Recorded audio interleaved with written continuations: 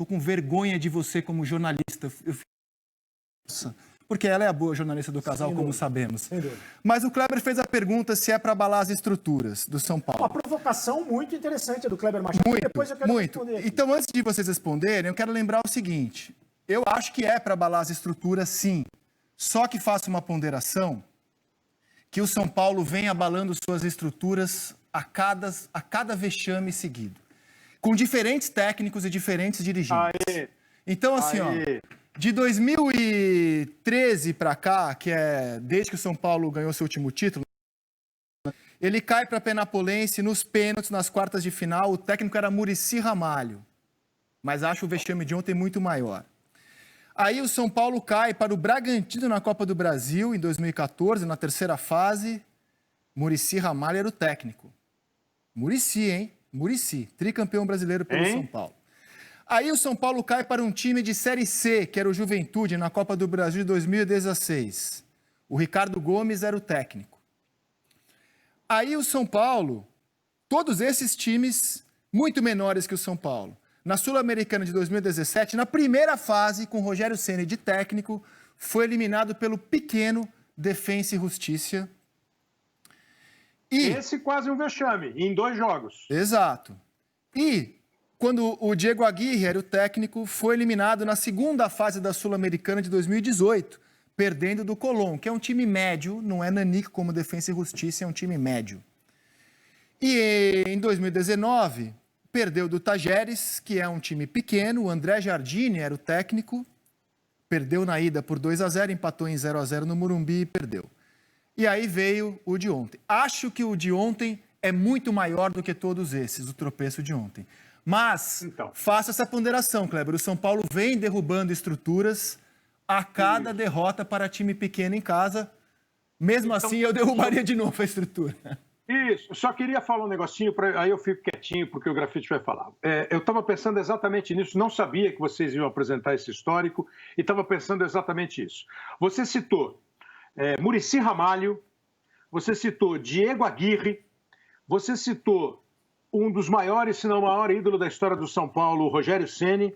Você citou uma novidade que o São Paulo apostou, que era o futuro do clube, o André Jardine. Aí você citou o Fernando Diniz. Eu me lembro desses 5 treinadores. O São Paulo recentemente teve o Juan Carlos Osório como treinador. O São Paulo teve o Raí como diretor. O São Paulo teve o Júlio Casares lá como diretor de marketing. O São Paulo já teve um sem número de personagens cuidando do futebol do São Paulo.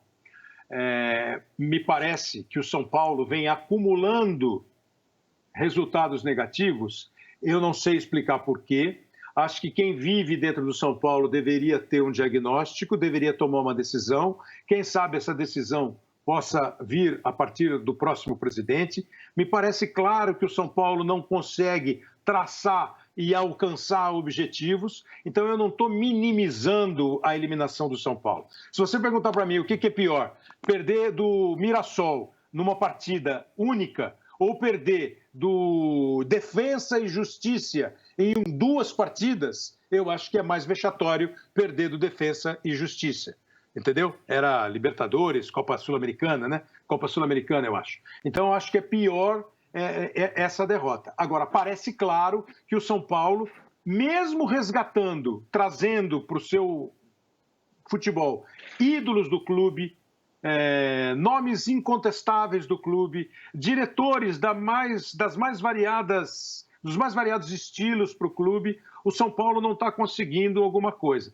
É a montagem do elenco, é o comando, não sei o que é. O que o São Paulo sempre teve de muito bom, que era montar elenco de bom para muito bom e também ter um comando, ter um foco, ter um objetivo e ter um modo de agir. O São Paulo hoje, você não sabe o que acontece.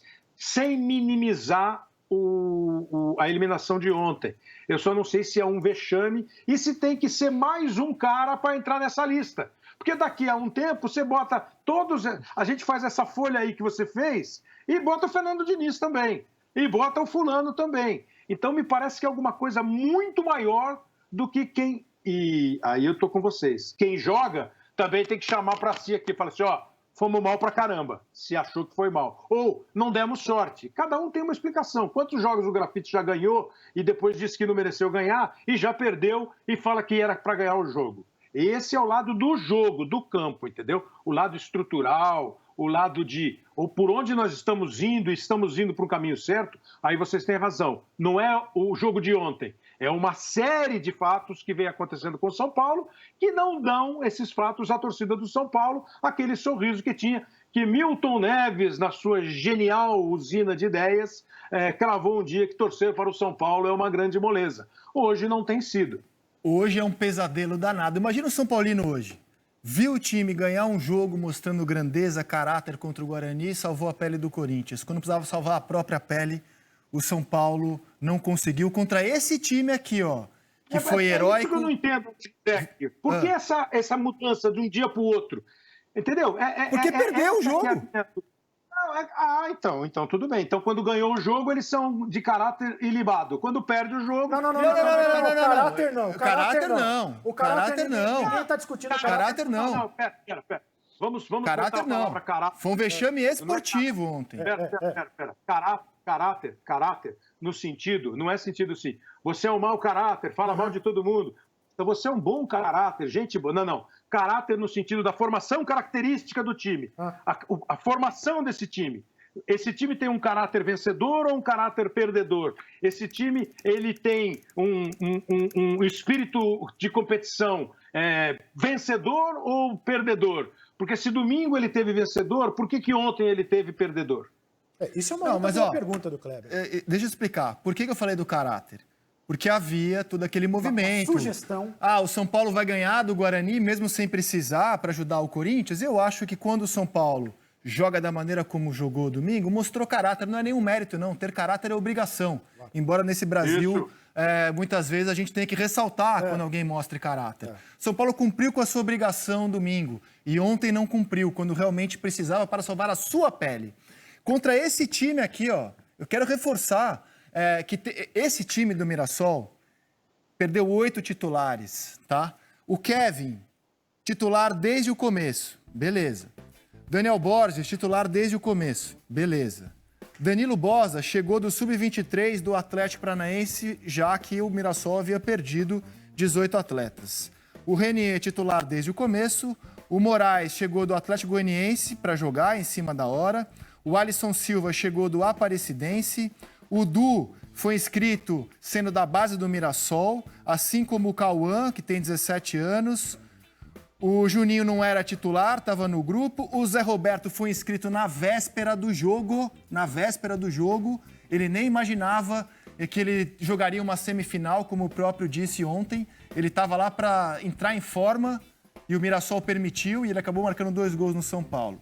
E o Bruno Mota, que já estava no grupo. São Paulo, do Daniel Alves, do Pablo, do Pato, desse grande investimento, perdeu desses caras que foram valentes, parabéns, eu aplaudo o Mirassol de pé pelo feito, mas o feito do Mirassol está ligado também à incompetência do São Paulo. Agora o Kleber fez a provocação, eu quero ouvir vocês, se é para abalar as estruturas. O último que ganhou o Campeonato Paulista, o Grafite estava no último título paulista do São Paulo, em 2005. Vou deixar ele falar primeiro, depois eu vou falar. Fala, Grafite, você acha que é o caso de abalar as estruturas? E reitero, abalar a estrutura para mim não é demitir o técnico, é abalar todo o departamento de futebol. Todo o departamento dar uma de futebol. chacoalhada. Chacoalhada geral. E aí, Grafite? Ô Rizek, você mostrou aí na cronologia do São Paulo desde 2013 aí que não vale a pena quebrar tudo, mandar todo mundo embora e contratar novos. Eu falo no geral, né?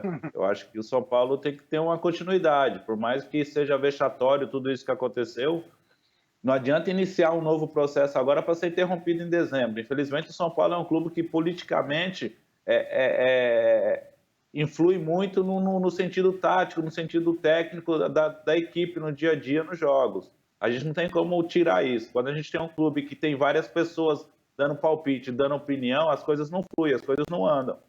Eu relembro a época vencedora do São Paulo, 2005, 2006, 2007, a gente tinha o presidente Marcelo Portugal Gouveia, mas quem resolvia as coisas ali no dia a dia, nos bastidores, era o Juvenal Juvencio. A gente tem isso no Corinthians hoje, que é o André Sanches que manda, que é o presidente.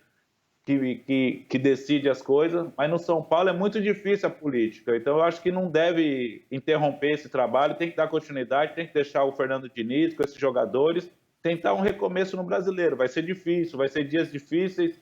O dia a dia agora vai ser... Hoje está sendo um dia complicado para os jogadores, está todo mundo de cabeça quente, para a comissão, mas tem que continuar, porque não adianta interromper agora, começar um novo ciclo agora e interromper em dezembro, que tem as eleições no clube. E lembrar também, né, que esse campeonato que se inicia só termina no próximo ano, vai terminar com a próxima diretoria. Então é muito complexa essa situação, essa operação no São Paulo. Eu acho que a melhor coisa a fazer agora é dar estabilidade e dar suporte para o Fernando trabalhar com esses jogadores. Não vai conseguir mudar nada agora. Vai trazer outro treinador? Vai mudar tudo o que está fazendo?